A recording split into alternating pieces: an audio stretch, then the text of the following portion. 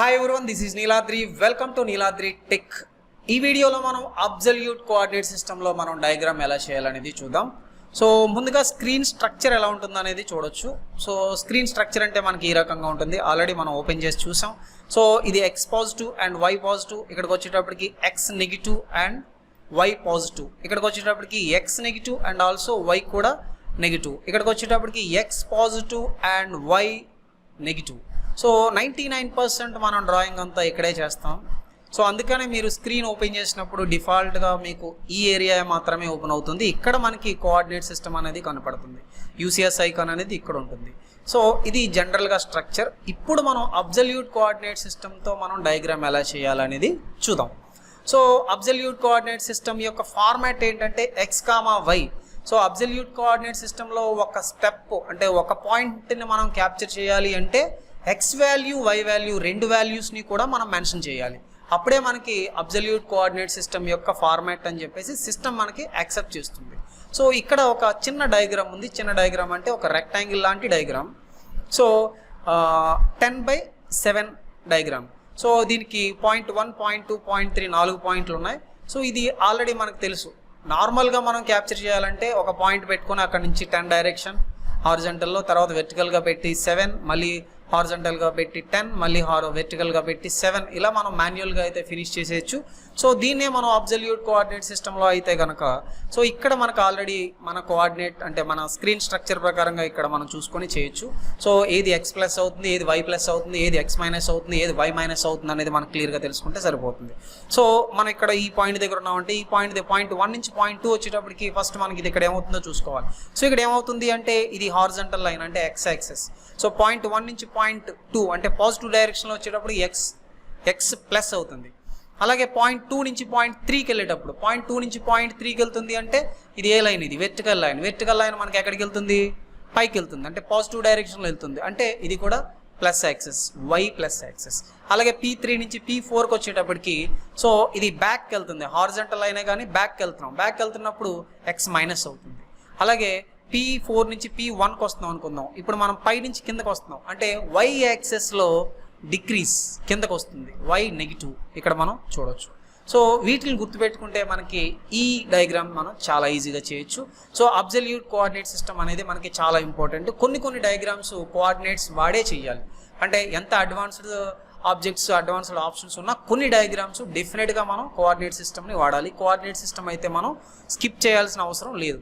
So ఇప్పుడు ఈ డయాగ్రామ్ని మనం ఈ 4 పాయింట్ల యొక్క వాల్యూని మనం ఫైండ్ అవుట్ చేసి దీన్ని సిస్టంలో ఎలా ఎంటర్ చేయాలో ఇప్పుడు చూద్దాం. సో P1 అంటే పాయింట్ 1. సో ఒక లైన్ క్యాప్చర్ చేసేటప్పుడు మనం ఎప్పుడైనా సరే ఫస్ట్ పాయింట్ ఎక్కడో చోట పెడతాం. ఫస్ట్ పాయింట్ దగ్గర నుంచి సెకండ్ పాయింట్ ఎక్కడ కావాలో కరెక్ట్గా మెజర్ చేసి మనం పెడతాం. పాయింట్ 1 దగ్గర నుంచి పాయింట్ 2కి ఎంత డిస్టెన్స్ అనేది మనకి ఇంపార్టెంట్ కాబట్టి పాయింట్ 1 అనేది ఎక్కడ పెట్టినా పెద్దగా ప్రాబ్లం లేదు.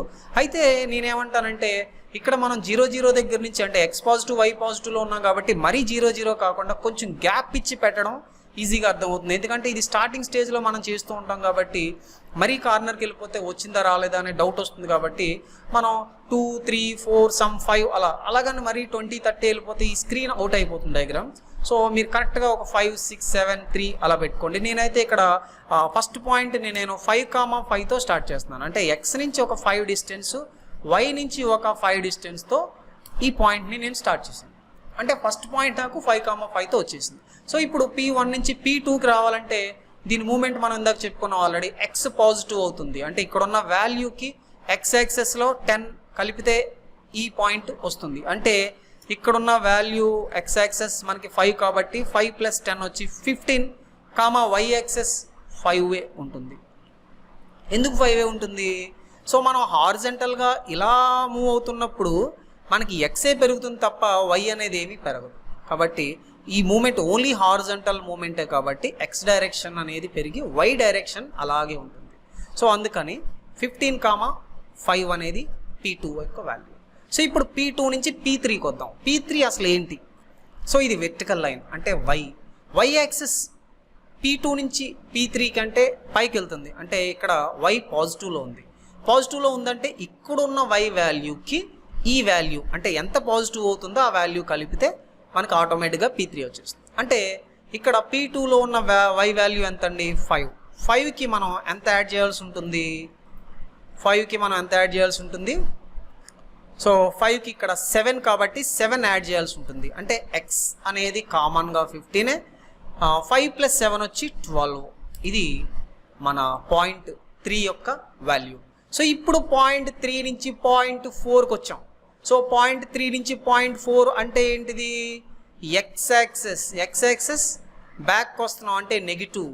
సో ఎంత నెగిటివ్ అవుతుంది? 10 నెగిటివ్ అవుతుంది. అంటే ఇక్కడున్న వాల్యూకి ఈ 10 అని డిక్రీజ్ చేస్తే ఈపీ వాల్యూ అనేది వచ్చేస్తుంది. సో అంటే ఈ పాయింట్ ఎక్స్ వాల్యూ 10 డిక్రీజ్ కాబట్టి ఇక్కడ 15 ఉంది కాబట్టి 15లో నుంచి మనం 10 తీసేస్తే 5 మిగిలింది. వై డైరెక్షన్లో 12 అలాగే ఉంటుంది, ఎందుకంటే ఇది ఓన్లీ ఎక్స్ మూమెంట్ కాబట్టి. సో మళ్ళీ P4 నుంచి P1కి వచ్చేద్దాం. సో P4 నుంచి P1కి వచ్చేసాము అంటే సో P4లో ఉన్న వాల్యూ ఏంటిది? Why direction. సో వై డైరెక్షన్లో మనం ఇక్కడ నుంచి కిందకు వస్తున్నాం అంటే వై మైనస్, అంటే P4లో ఉన్న వాల్యూకి ఈ వైని అంటే 7ని మైనస్ చేస్తే P1. సో P4లో ఉన్న వాల్యూ వై 12 ఉంది, 12 నుంచి 7 తీస్తే మనకు మిగిలింది 5. సో ఎక్స్ అనేది మూమెంట్ ఏం లేదు కాబట్టి ఎక్స్ సేమ్ యాజ్ యూజువల్ ఉంది. సో ఇది మనం చేయాల్సిన డయాగ్రామ్. అంటే ఈ వాల్యూస్ని మనం టైప్ చేస్తే డయాగ్రామ్ ఆటోమేటిక్గా మనకి జనరేట్ అయిపోతుంది. అయితే ఒక్కసారి మనం ఈ డయాగ్రామ్ని చేద్దాం. Okay, so already line command ఎలా యాక్టివేట్ చేయాలి, ఎరేజ్ కమాండ్ ఎలా యాక్టివేట్ చేయాలి అనేది మనం ప్రీవియస్ లెసన్లో నేర్చుకున్నాం కాబట్టి సో ఇప్పుడు లైన్ వాడి ఈ పాయింట్స్ యూజ్ చేసి ఈ డయాగ్రామ్ వస్తుందా రాలేదా అనేది మనం చూడొచ్చు. సో లైన్కి షార్ట్ కట్కి ఎల్ ఆల్రెడీ మనకు తెలుసు. ఎల్ ఎంటర్ ప్రెస్ చేసిన తర్వాత ఏమడుగుతుంది? Line specify the first point ఎంత ఇచ్చామంటే మనం ఇక్కడ 5,5 ఎంటర్ కొడితే ఫస్ట్ పాయింట్ వస్తుంది. తర్వాత పాయింట్ ఎంత? 15,5 కొడితే సెకండ్ పాయింట్ వచ్చింది. తర్వాత థర్డ్ పాయింట్ 15,12 కొడితే థర్డ్ పాయింట్ వచ్చింది. ఇప్పుడు ఫోర్త్ పాయింట్ 5,12 కొడితే ఫోర్త్ పాయింట్ వచ్చింది. సో ఇప్పుడు మళ్ళీ ఫస్ట్ పాయింట్కి వచ్చేయాలంటే 5,5 సో ఎంటర్ కొడితే మళ్ళీ ఫస్ట్ పాయింట్కి వచ్చేసింది.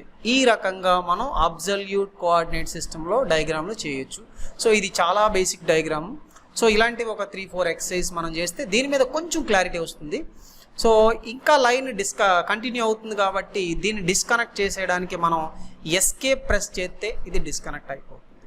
సో ఇది అబ్సల్యూట్ కోఆర్డినేట్ సిస్టంలో ఒక చిన్న బేసిక్ డయాగ్రామ్ చేయడం. Okay, so thank you very much for watching this video. Next వీడియోలో మళ్ళీ కలుసుకుందాం. Thank you.